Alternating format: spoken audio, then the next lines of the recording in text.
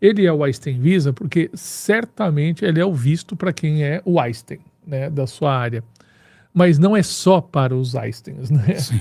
Ele é para gente muito menos ilustre do que o Einstein, do que José Liebint. Ele é para pessoas que têm uma carreira consistente na área, né, de destaque na sua área, né, e nessas áreas, esporte, ciências, negócios, artes, educação, né? Então, você vê, o leque é muito amplo. Então, eu queria que vocês conhecessem hoje o visto EB1A, porque, inclusive, ele tem se mostrado hoje uma alternativa para algumas pessoas que têm currículo de EB2NW, né, Valnei?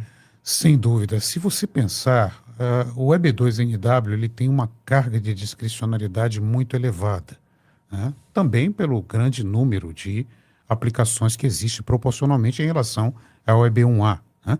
Hoje, um processo de EB2NW está demorando 2 anos, né? Isso é a prova de que a quantidade de aplicações é muito maior. Mas o visto EB1A, ele também oferece alternativas, e apenas ainda falando sobre essa questão de visto Einstein, né? A coisa era muito difícil realmente antes do ano de 2010. Em 2010 entrou em vigor o critério Kazarian, né?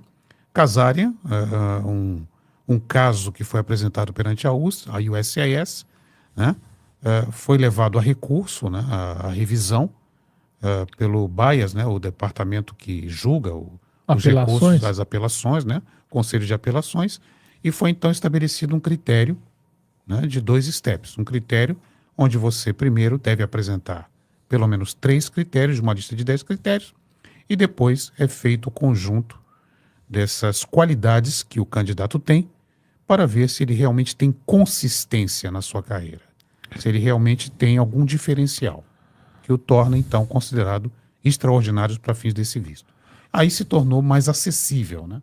Bem mais acessível do que era antes de 2010. Valnei, vamos falar logo então de quais são, né, os 10 critérios que o solicitante precisa preencher apenas 3, né? Sim. Então vamos lá. Lembrando você, se você é um profissional na área de ciências, artes, esportes, né, educação ou negócios, tá? Esse visto pode te servir se você preencher 3 de 10 critérios. Quais são, Valnei? Muito bem. Um dos critérios, o primeiro critério, temos os prêmios e reconhecimentos. O que seria esse prêmio? Qualquer coisa que te coloque num patamar de ter recebido um reconhecimento a nível nacional ou a nível internacional.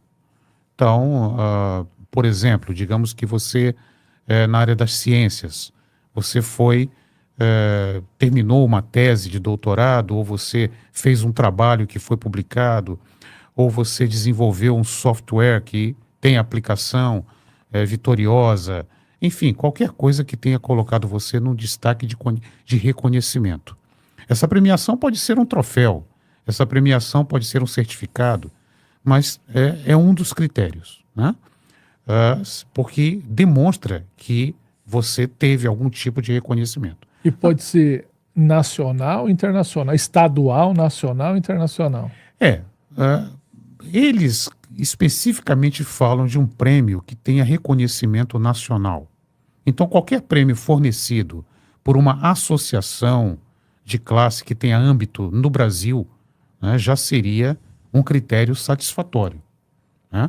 Agora, um prêmio muito restrito de uma Câmara Municipal já é um prêmio mais modesto, já não tem tanta expressividade. Então, a lei fala especificamente de reconhecimento nacional ou internacional, né? Imagina aí um influencer digital aí que teve um reconhecimento midiático, ganhou um prêmio de melhor youtuber do ano. Então, você quer ver? No Brasil, nós temos um prêmio que é bem apreciado, que é o IBEST, né? Sim. Então, eu acho que quem ganha um IBEST, que é um prêmio nacional no Brasil, que é um dos países que mais usa internet, certamente tem Certamente. E tem gente que ganha em mais de uma categoria, então conta como 2, 3 prêmios aí, né? Por exemplo, uma condecoração militar, olha aí, os policiais, os membros das Forças Armadas, uma condecoração militar, por exemplo, né?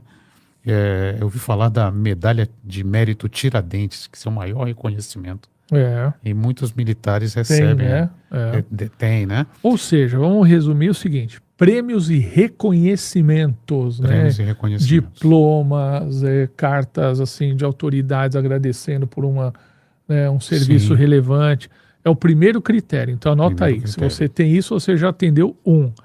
O segundo, Valnei. Publicações na mídia sobre o seu trabalho, né? Ou seja, sobre a sua carreira, sites, o que apareceu sobre você em sites, revistas, jornais. Você teve uma exposição midiática qualquer, que teve um âmbito importante, né? Então, falaram sobre você, elogiaram você, entrevistaram você numa mídia nacional. Você imagina, por exemplo, né, às vezes é muito comum nós vermos isso nos jornais, tanto na internet quanto na TV aberta, os jornais chamarem especialistas para dar depoimentos sobre política. Né? Isso é reconhecimento, isso aí sem dúvida alguma, uma publicação midiática sobre você. Então, mas sobre a área que ele está aplicando. Sim, né? sem dúvida. Por Sempre exemplo, em conexão com a área. Coluna social não serve. Cobertura do seu casamento na cidade, no Rotary Club. Pois é, mas imagina, por exemplo, opinião sobre as tendências do mercado financeiro, tendências Sim, políticas, né? Cientistas políticos falando sobre